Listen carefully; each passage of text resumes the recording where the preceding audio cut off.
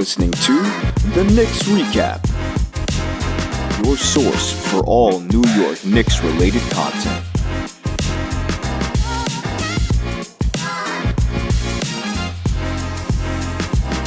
What's going on, everybody, and welcome to another episode of the Knicks Recap, your source for all New York Knicks-related content. This is a very special episode that we're shooting today, and if you can't already tell, I have a very special guest with me today, coming from the New York Post. You obviously know him; he's been in the news, and he's all around the Knicks. Mr. Marc Berman. Marc, welcome to the Knicks Recap today. How you doing, man? Hey, Troy. So just jumping into it really quick, Marc. So you've been all around, as we've spoken about, all over the news. Your reports and articles have kind of made its way all through the Twitterverse and has shaken it quite to its core, I would say, with some of your reports. I kind of just want to drive. I want to go into that, but before I get into those reports, something that maybe is not being talked about a lot. What is the situation with Coach Thibodeau? Is he currently on the hot seat, or what's his situation going into this season? Yeah, well, listen, at the All-Star break, and we've reported it, there were some people in the Knicks front office who wanted to make a change. That's not news. I've written it. Leon Rose said no way. And they finished strongly. Tom is back for at least another season, or maybe not. Uh, I believe if the Knicks get off to a slow start, someone like William Wesley is going to lobby for a change. Now, the Johnny Bryant thing would have been a lot sexier if Donovan Mitchell was on the roster. Yeah. It's unfortunate that the Knicks didn't get that done. But Johnny, obviously, close to Donovan. And I think if they made the trade for Donovan, I think Tom, if the Knicks did not start off well, was a goner early, and Johnny would have taken over. But yeah, I just wonder if in January and the Knicks are in 13th place, uh, if they look at making a move, especially if the rotations are being scrutinized, Right. where he's not playing Toppin. Uh, but listen, the Toppin issue, I think, is pretty clear cut. Yeah. Uh, I think Tom's going to have less of a leash with Julius this season. But if Julius is playing like the All Star he was in 2021, he's going to get his minutes, and Toppin is not going to get his minutes. So you don't see a particular place, because they obviously tried the experiment of Randle Toppin last season due to injury, more or less. Do you see them going in a situation now? Randle has the cut weight; he's slimmer now. Do you see him going in a direction where they could play a Toppin and Randle combination? I think they have to experiment with it in training camp and preseason. I know that when the season ended, Tom was not high on it. He made that comment that was very interesting, saying, well, if we do that alignment with Randle and Toppin in the front court, we're basically saying we're just going to try to outscore you. So the reference is defensively, he wouldn't be happy with a Randle Toppin front court. Tom is so huge with rim protection. He Mm-hmm. loves shot blockers. That's why he likes Mitchell. And he loved Noel when Noel was having his career year during the 2021 season when Mitchell was hurt. Right. But he's a big guy with rim protection. And Randle and Obi do not offer that at all. I don't even think Hardenstein does. I haven't seen Hardenstein play enough, to be honest. I know he can shoot the three. From a defensive standpoint, I don't know exactly what he brings. He's actually one Uh, of the top rim defenders actually in the league when he was in his time that he was playing in the Clippers. He actually protected the rim very well. He's one of the league leaders, if I'm not mistaken. yeah, I mean that's really good for the Knicks and Tom, and it's another reason why I can't imagine us seeing Randle Toppin. If Hardenstein, if he believes Hardenstein could offer that rim protection, again, I don't know if you realize I was out 10 weeks on a family leave, so when Right. Hardenstein was signed, I was sort of out of it in Florida. So I haven't done a story on him yet. But Obi Randall at the 4-5. I don't see working. And Jericho Sims is the third string, and Tommy really likes him. Yeah, as you said, and there's a lot of minutes to go around. Well, there's not a lot. There's a lot of minutes to go around, but not a lot of bodies to accept them because as Thibodeau has, he likes his locked-in 10-man rotation. And one particular change in that rotation seems to be fans wanting to switch Evan Fournier when Quentin Grimes. And a lot of fans think that if the roster stays the same, Fournier likely still starts because with Tom Thibodeau, he likes to play his vets and likes to play who he knows and who he can trust and things of that nature. What is your read on that? Do you believe that Fournier starts if the roster is presently still the same way it is? Would Fournier start over Grimes? I think it's going to be a fun competition in training camp because I don't think it's a given. Again, I've said this and I've written it. A scout telling me, more than one scout telling me, if Evan Fournier is your starting shooting guard, you're not a good team. So, and I wrote that in a different version before the start of the last season. I had written a scout saying that most of the time, Fournier is not going to be the best shooting guard on the court when they have the opening tip. So Grimes is a favorite of Tom, as we know. Mm-hmm. As we know, Tom wanted to draft him at 25. They traded back thinking Quentin would still be there. And I think he looked very good in summer league. He looked like he dropped weight and got a little more muscular. Yeah. So he might have a little more stamina and speed, but he's a very good 3-point shooter. He's not as good as Evan, but that's the only thing he's not as good at than Evan. A much better defender. Evan, we'll see what he looks like in camp. He came from the Olympics. Mm-hmm. Maybe he was tired. He never used it as an excuse. He always seems slow. Yeah. I kept talking to my colleagues early in the season. I said, "Is Evan always this slow? Like I remember him in Orlando. He felt more. It seemed he was more athletic. I don't know. He's no youngster." And then someone in the league, a scout person, said, what is he, like 28, 29? But Right. someone said he's an old 28, 29. He's played so much international basketball. So he's got a lot of mileage on him. But yeah, I think it's an open competition. So the conversation that everybody's been speaking about, or at least that a lot of people have been hearing about from numerous reports anyways, is that the Knicks have been actively trying to move and failing to move anyways, Julius Randle and Evan Fournier. Seems like in the summer they were trying to aggressively move them. Obviously in the Donovan Mitchell trade, there were reports that they were trying to add Julius instead of RJ into that particular trade to see how that would work out. And the Jazz balked at that. They didn't want that. Um, what are the current reads on the team? Are there any current roster changes that we should expect, or is the team kind of set the way it is? Well, if the Knicks offered Julius Randle in that deal, I mean, I don't know if they were trying to tick off Danny Ainge because the guys were building, and Randle is a very big contract and doesn't seem like he's getting any better. And culture-wise, I don't know if Danny would think that Julius would fit in Utah. So it's ridiculous if they tried to substitute Julius. At least with Evan Fournier, the contract's not as bad, and he's a pretty good guy, a very good teammate, well respected. And Danny was going to take Evan, and that's another reason why Leon blew this, because he could have gotten rid of Evan's contract in this trade. Uh, but as far as trading Julius, yeah, listen, they've been trying to trade Evans since the trade deadline. And it's interesting because when I asked Fournier in like the last game of the season or after the last game, I think I asked him about what he thinks about his future, whatever. And he like almost declined comment. Like he didn't want to get into it. And like Evan will answer any question. Right. But he kind of deferred on that one.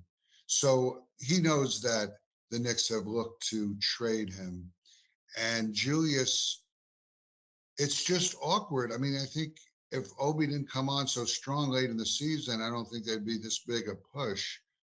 But Julius, listen, he looks like he might be in great shape. It's tough to tell from photos. I haven't seen him, but he looks like he's in great shape. And I've said this before, 2 years ago, all Tom Thibodeau would talk about is what great shape Julius Randle was in. He didn't Hmm. say that once last year. And we wrote from a source saying he didn't come in very good shape. You know, his wife was pregnant. Hmm. He was coming off a second team All NBA season. I mean, maybe he got a little complacent, but I think he's got a lot to prove. I think he's going to be in really good shape. I'm predicting a really good year for him. I mean, when he's in great shape and he's playing like revved up, I mean, he's tough to stop. He's just got to get that 3-point shot to fall a little more. And he's got to not over dribble and he's got to look for his teammates and he can't try to be the point guard. Right. And I don't think he will be with Jalen. I think Jalen's going to help him. They know each other a little from Dallas because, you know, Julius is out in Dallas a lot. So I'm predicting a good season. I wish the fans would like give the guy a break. I mean, he was a monster 2 years ago. You know how it is in New York. It's instant gratification. They remember what you can show them right away versus what you showed them a year and a half ago. So they're even Yeah, but talking. Go ahead. Yeah. in truth, I never thought he got a fair shake. I remember when he was playing really, really well at the start of that 2020-21 season. Right. And, you know, he's playing really well. And we were like kind of alluding to all-star consideration. And like see on Twitter, response to my stories, oh, good. He's increased his trade value so we could trade him. And it's like, the guy's playing really well. Why would you want to trade him now? I don't know. It's very bizarre.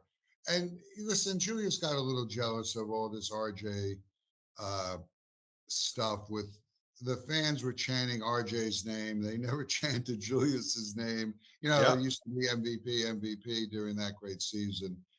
And I don't know. I don't even remember late in the season. We wrote about it and we were stunned in the press box. Julius at the free throw line and they're chanting RJ Barrett's name. Yeah. I really like I just shook my head. It's like, what's wrong with these fans sometimes? I mean, seriously, So seriously. just go back to that. Do you think the Barrett chance bothered him? When he's at the free throw line, yeah, he was having a good game too, of course.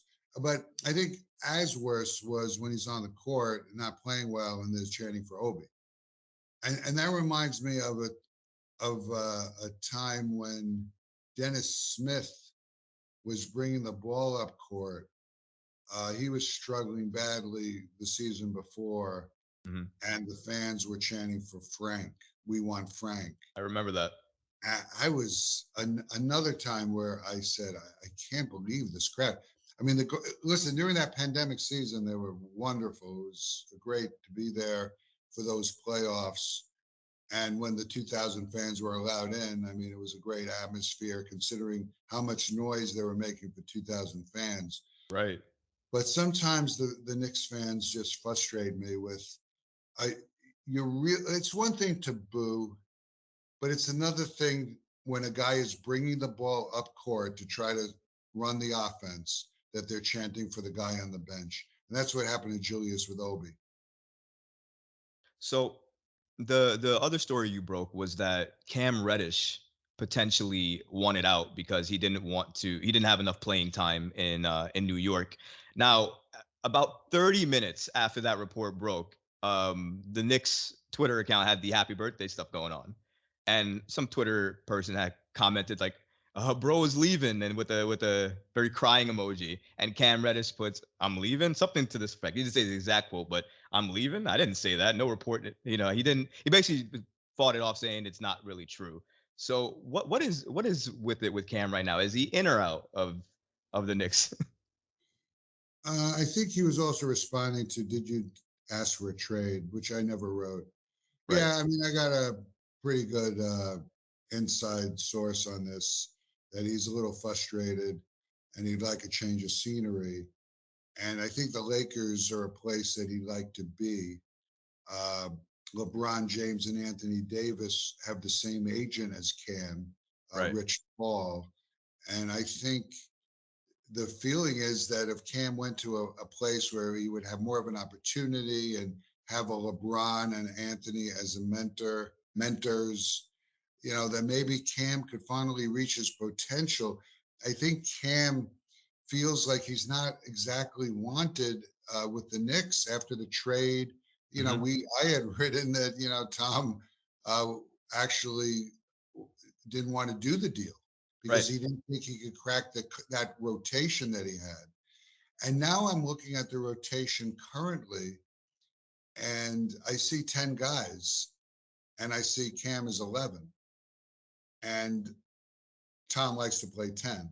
So Hmm. Cam's going to have to really step it up in training camp. And it's just too bad he had that shoulder injury because down that stretch, he had shoulder surgery, fell hard in Portland, freak play. Yeah. But it was such an opportunity for Cam to show Tom Thibodeau what he's all about because he's a very athletic player, and some scouts think he could be a very good defender. Uh, you know, he's got more length and size than RJ. He's a better 3-point shooter than RJ, although the current stats may not show it. Hmm. So, I think some in the Knicks organization and some people around the league think like there is talent there, a lot of talent there, and he just needs an opportunity. And Tom makes those decisions, and it's going to be interesting in training camp if Cam can crack the rotation. Listen, Cam was playing like 23, 24 minutes a night in Atlanta, and he still wanted a bigger role. He wanted to trade out of Atlanta because he felt he should be a starter, Hmm. playing more minutes. So, Cam is very confident. Give the kid credit. He thinks he's an all-star in the making. And I'm not sure he thinks he could get there under Tom Thibodeau. From what you're hearing, are the Knicks actively trying to move Cam at this point? I mean, I know there's been talk with the Lakers at the trade deadline and then even in the offseason when the Lakers were mildly involved in trying to be a third team with the Jazz and Knicks for Donovan. Hmm. Uh, but I mean, I know he would love to be in LA. I think the Knicks, what are the Lakers going to give the Knicks? I mean, they don't need any more draft. They don't need their 2025 first round pick necessarily. Mm. I mean, maybe they would take it, but I don't know what the Lakers could give the Knicks. So, I think Leon Rose made that trade, and he wants to see Cam emerge. So it's a tough spot. I don't know for sure if Rich Paul has told the Knicks exactly he wants a trade, but I do know Cam prefers a change of scenery. What do you think about the RJ Barrett deal? 4 years, 120 million. Obviously, that's with incentives, so he might not get all of that. I think it worked out to 107 million guaranteed, right? If I'm not mistaken, something around along those lines in terms of guaranteed money. Obviously, they did that in response to the Jazz not getting back to them or Leon's deadline of Monday night a few weeks ago. What is your thoughts on the RJ Barrett deal? You think it's an overpay? Is it a fair deal? And yeah, just what do you think about the deal overall? Well, I mean, the scenario that Leon Rose wanted to sign RJ Barrett on August 31st and needed to sign him on August 31st is a load of crap. Uh, the Knicks actually preferred to wait till October in a perfect world. And in a perfect world, RJ would have been in a Donovan Mitchell trade, but they couldn't get a package together. They weren't willing to give enough draft picks with RJ. RJ is a consolation prize. You know, the problem with RJ is that, there's still flaws in his game. The Knicks think he's going to get better. I don't know how much better, though, if he's going to get into that all star conversation. He's not a good 3-point shooter. He's not a good free throw shooter. He doesn't have a good right hand. Scouts do think that, he could be a stat padder scoring meaningless points in the final minute of a blowout.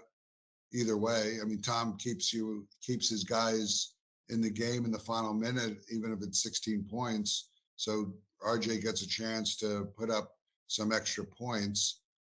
Um, and naturally, it backfired when RJ sprained his ankle when he was on the court in Denver in the final minute and they were getting blown out. But I wish the Knicks would have waited to October. I wish maybe even they waited to July. I, as I talk to people in the league, it's like this trend of giving these contract extensions to the rookie players where you're still not 100% certain what their value is. Why not just wait to July 1st for restricted free agency when you have a better handle on things?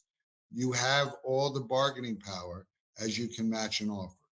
But, the Knicks uh, decided that they needed. I mean, I'm told they needed to make sure that the fans knew they were signing R.J. Barrett even before the news broke about Donovan Mitchell. Mm-hmm. But I'm told that they didn't want to make it look like R.J. was a consolation guy. So, in your opinion, then, with RJ Barrett, for this deal to make sense, because it said with his incentives, he needs to get all NBA defensive teams, all NBA All Star teams selections. Do you think he can actually reach those incentives and get the additional money? Yeah, I don't think he'll make an all defensive team. I mean, I don't think he'll make an all NBA team, but I mean, he can make an all star team. He's going to put up numbers. He's going to put up points. It's whether it's on a winning team. I mean, RJ even said that late last season. We asked him about all star consideration for next season. And he says, yeah, I mean, that's my goal. But I know that the only way I'll be picked for the all star game is if the team is winning because coaches know that a guy averaging 20 points on a lousy team, it doesn't mean as much.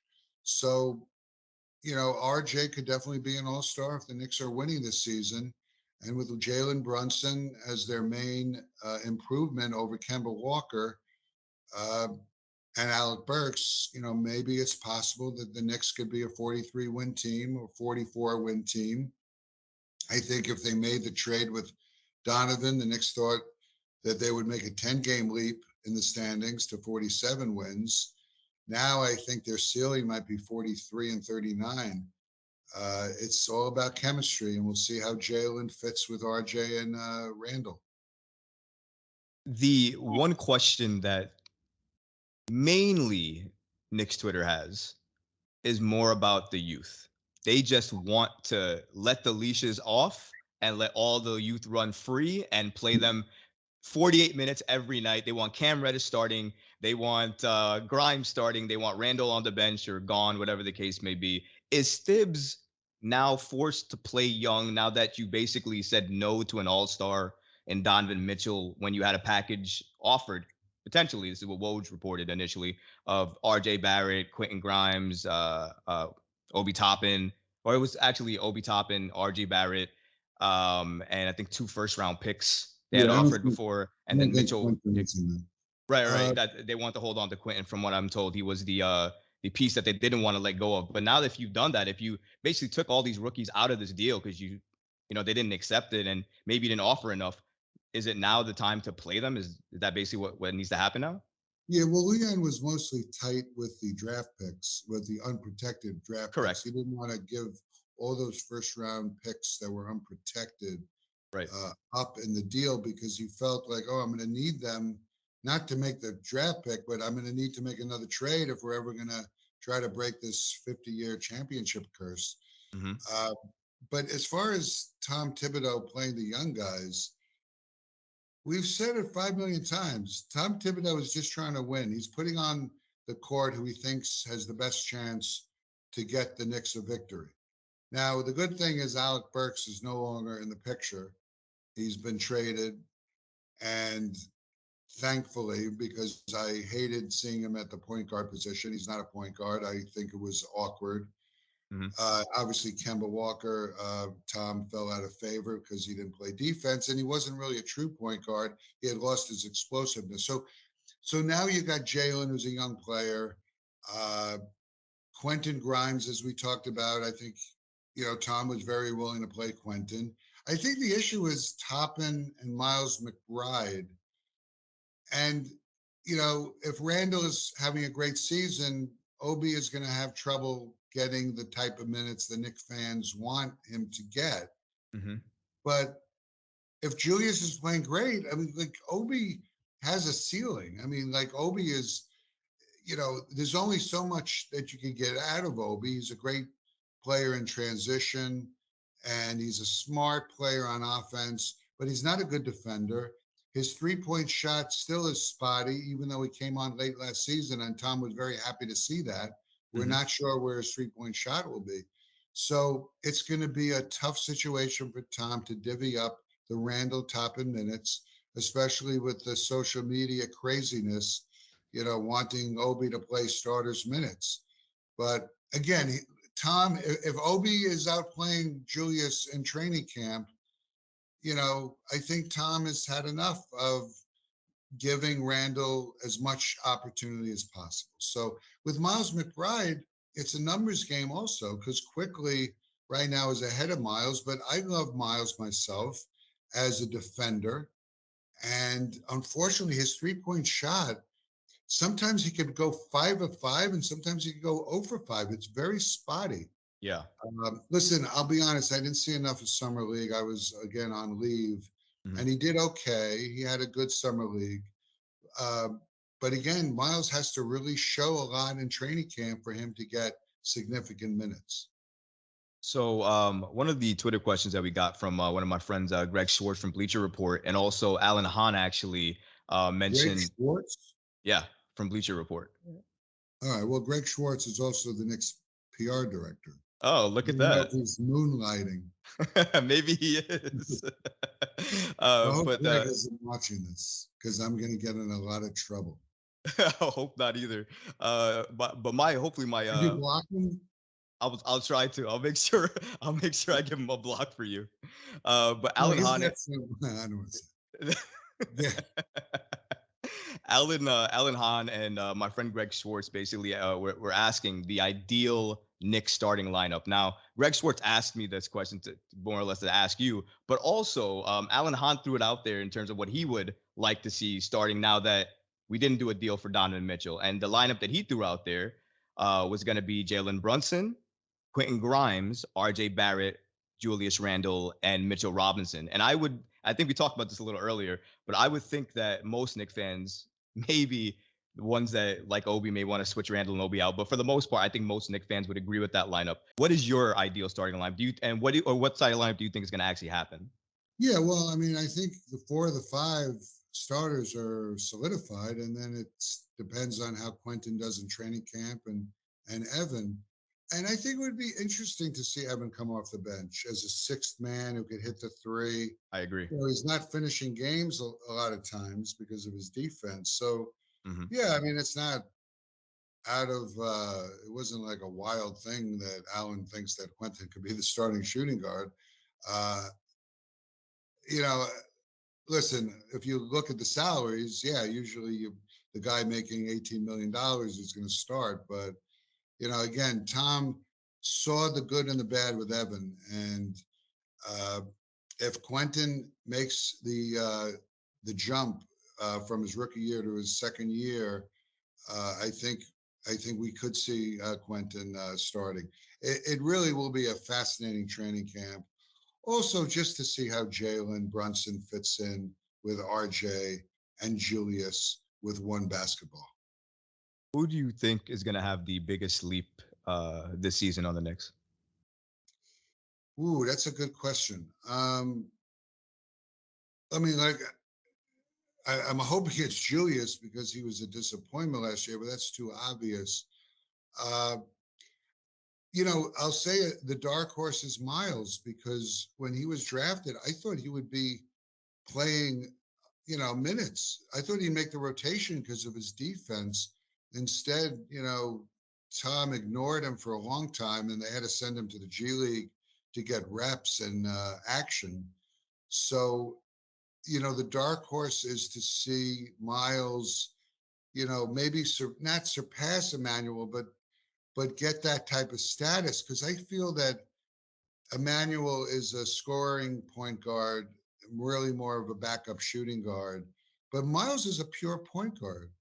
And I don't think Tom saw that enough or doesn't really believe it. When I asked him about it, Tom was like, we see him playing both positions. I see Miles as a point guard. That night in Houston in December, and he was doing everything, scoring, throwing the ball up court, you know, racking up assists. He was like the floor general. And then he got COVID the next day, and then he came back and somehow lost his spot. Uh, Dark horse is Miles McBride cementing himself in the rotation. That's a really good pick, actually, and one that surprises me. I didn't actually think that you would choose that one, so that's a great Well, I one to mean, choose. Julius is the obvious one on the leap, you know, and I said before, I think he's going to really bounce back, but I kind of covered that ground. But sort of a more obscure answer would be McBride. I want to jump back to Donovan Mitchell because new reports have come out that apparently the Jazz, in to spite Donovan, didn't want to trade him to the Knicks, so wouldn't accept any offer and accepted a lesser offer from the Cavs to send Donovan Mitchell there. Um, of course, that also blew up Knicks Twitter, and everybody started hating against Ainge again, thinking that he was the devil in the cloak. So please, if you can you shed some light on this report? Is there any truth to I it? mean, I wrote it. I had someone saying that, yeah, the feeling around the league was if Danny ever got him, traded him to New York, he wanted to rob them because he knew how much the Knicks wanted him. They Mhm. knew how much Donovan wanted New York. So he wanted to rob them blind. And there just came a point when Cleveland got involved and got serious in the Colin Sexton contract. And like the Knicks tried to get back in and really just couldn't make their best offer. I feel like Leon had another push come to shove. I think there was a stronger offer there for Leon to make. And I don't know if he ever got the chance. Like Danny started exclusively to deal with the Cavaliers. So Mhm. listen, and then there was another person who said, yeah, well, the Knicks shouldn't have showed up uh, in Dallas when the Jazz were facing the Mavericks. And soon after that, I will give Ian Begley some credit because he did report, you know, soon after that incident that the Jazz were a little ruffled by seeing those, you know, it was Wesley, well, Maktar, the personnel director, Alan Houston, Julius Randle. I think the group was three or four, definitely four with Randle. I don't know if there was a fourth Knicks executive there, but they were in the front row, a couple of them, and it was Dallas versus Jazz, and they were there for Jalen, and they were there to be seen by Donovan, and and it ticked off some people in the Jazz organization. So did that come to fruition where once Cleveland was coming up strong with three unprotected first round picks? Perhaps. Do you see a situation? Because obviously, I think there's so many reports out there. Donovan wanted to be in New York. There's so many links to him in New York. We had packages going back and forth trying to get him in New York. Is there a situation? He's in Cleveland now for obviously maybe the next 3 years. Is there a situation that if his contract expires, will he seek a situation maybe in New York again, perhaps? Well, I mean, I think before that, Oh, I was okay. talking with someone, the next disgruntled player could be Donovan Mitchell. Um, yeah, listen, anything can happen in this crazy NBA where these players ignore the fact that they're under contract for a few years Yeah. and tell their bosses trade me. Um, Maybe after a lousy season in Cleveland and the terrible winter uh, of 10-degree weather and blizzards, Donovan says, "I really don't want to be here." Listen, it's a nice pairing with Darius Garland, though. I Yeah. think that's a good team. They're better than the Knicks. Uh, but yeah, listen, as we all know, Donovan is a CAA guy, and Leon, treasures the CAA guys. His Donovan, his former agent. Uh, So anything can happen there with Donovan and the Knicks going forward. And maybe that was sort of the thinking. And maybe Leon's like, in a year or two, Donovan will want out of Ohio. Are the Knicks really in a win now mode? I know obviously with Tom Thibodeau, no matter who the talent is, I mean, you play who you have and you always try to go out there and win. But what is because for this season, there's kind of a, as you said, it's hard to call it. We don't know where they're going to be. Could they be competitive? Could they be playing? Would they not even make playing? Because the East, as we see it now, is completely. It's not the same East as it was 2 years ago. It's a Yeah. completely stacked East.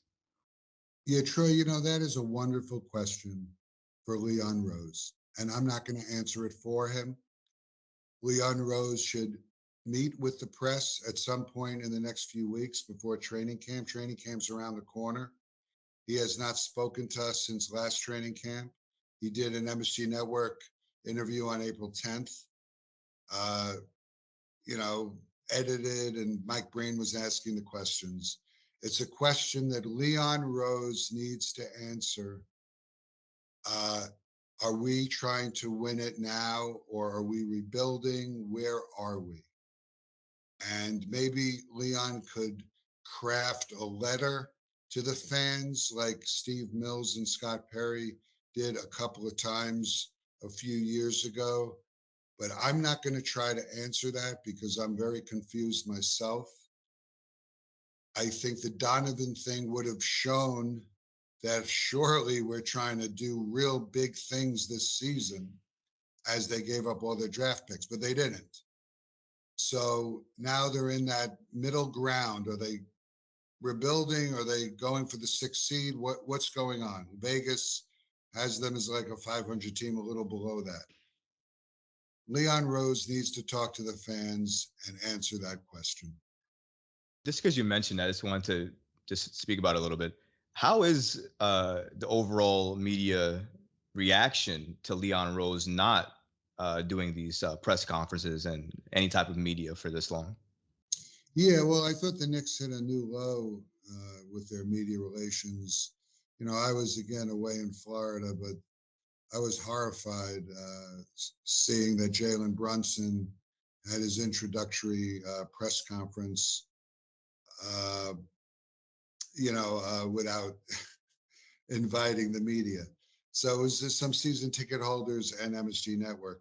And getting back to that past question about are they trying to win now?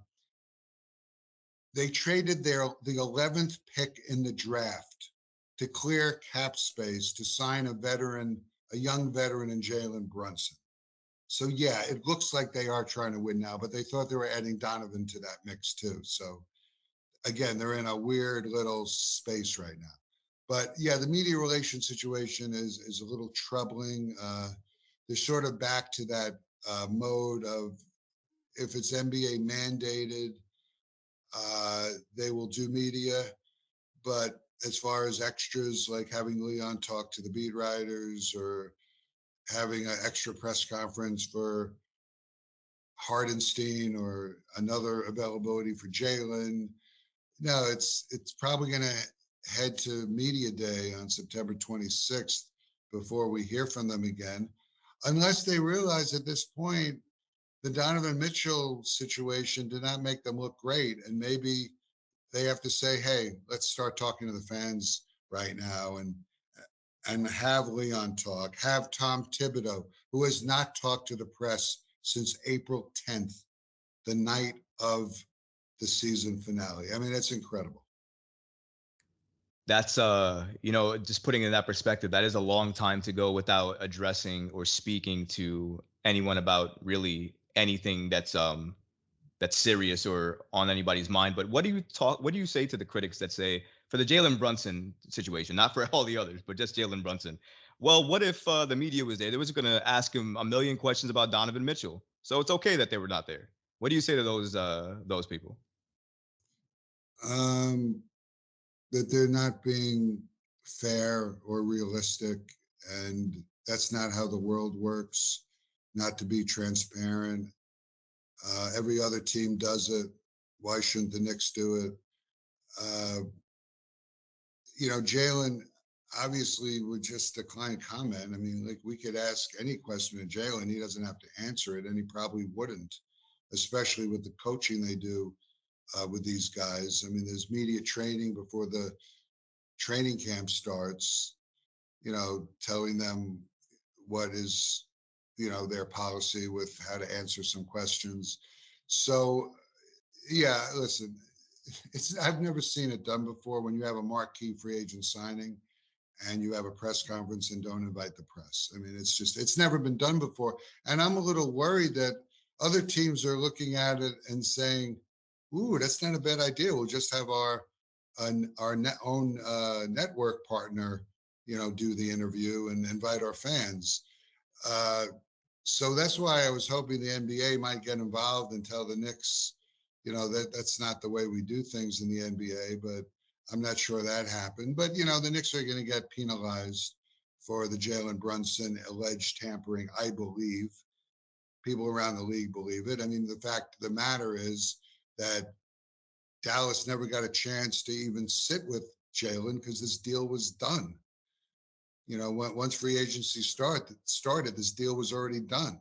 So Jalen was in Jamaica with his father, not Jamaica Queens. He was in Jamaica in the Caribbean. The deal was done. So, it's pretty clear. It's just what is the NBA going to do? They'll take a first round pick. I mean, that would be harsh because of the circumstances of Jalen's father being with the Knicks and Jalen's agent being Leon's son. I mean, those things should matter to the NBA. It's like it's hard to avoid talking about stuff when you have those connections. Mark, you've been great. You gave us so much information today. We thank you so much. Before I let you go here today, I just got to ask you one more question. And I think a lot of Knicks fans are wondering this too. I've tried to put it in my head as well. I think you kind of alluded to it in the beginning of the um the interview today, but just want to ask, what do you expect from the Knicks team this season in terms of where are they going to be placed? Where do you expect them to be in this again loaded Eastern Conference now? Oh, I thought you were going to ask me about my goatee. Um, yeah, That's I think next. I think they're going to fight for uh, the ninth and 10th seed. I think they'll be right there between 9 and 11 all season. I I hope that's not a repeat of what I can't imagine it. I mean, it was just so much chemistry issues with Kemba and Evan at the start of the season. I just think they're going to be better. I think they're going to hover around 500, 10, 9, 8, maybe even. But I don't see them not. Listen, they're not making the playoffs automatically. I don't see them as a six. There's too many good teams in the Eastern Conference. I feel they will be in the 10 to 8 range all season. And you never know what happens in the playoffs, if they could get hot and get the chemistry going. But unless Julius Randle turns into a second team All NBA freight train again, I think we have to be realistic that this isn't going to be a long postseason. So do you think their playoff hopes depend on Julius's Randle play? Yeah, I mean, exactly. I mean, if they're in the play-in tournament and Julius, you know, is had if listen, if they're in the play-in, that means that Julius has had a pretty good year. And as we all know, Julius was terrible in the playoffs against the Atlanta. So if hopefully he could build on that experience in the play-in tournament and they could squeak into the playoffs. The funny thing is, if they're in the play-in and they lose and they're back in the lottery, the lottery police in New York City will be all happy. Oh, good. We made the play-in, but we're still in the lottery, and we have a chance for the number one pick. And, they have a couple of picks. I believe 3 total with one of the conditional picks, Right. but they have Dallas's pick. So, yeah, I just feel that this is a play-in contender. Unfortunately, not much more. But after last season, I think Knicks fans will be celebrating in the streets and saying "Bing Bong." So are you gonna have the beard like this at some point, or what are you No, trying that to do? makes me look way too old. It's all white. At best I could do is a goatee, and this was just by accident.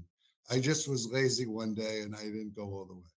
So it might be off in the next couple of days. So this will be the last, pictures of it. Okay, fans, so get a great look because this is the last time you're going to see Berman like this for quite And some maybe time. later tonight. Yeah. Might be. There we go. All right, Mark, thank you again so much for joining us on another episode of the Knicks Recap.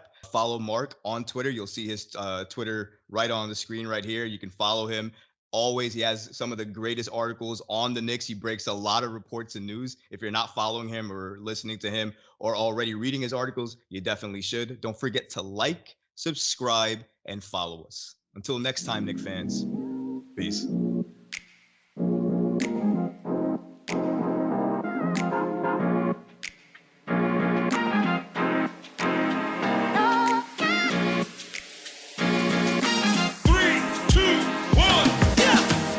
Listen to new episodes of The Knicks Recap, streaming every Friday.